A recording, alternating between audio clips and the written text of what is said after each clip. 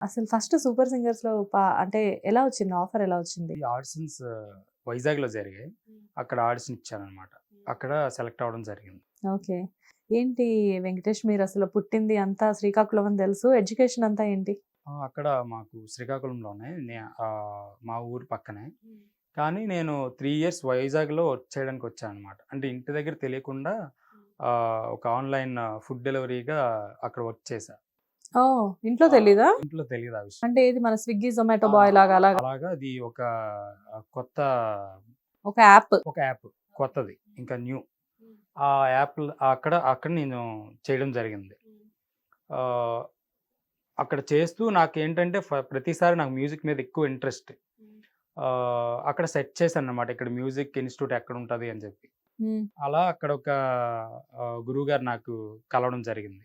అక్కడికి వెళ్ళి ఒక 6 మంత్స్ నేర్చుకున్నా.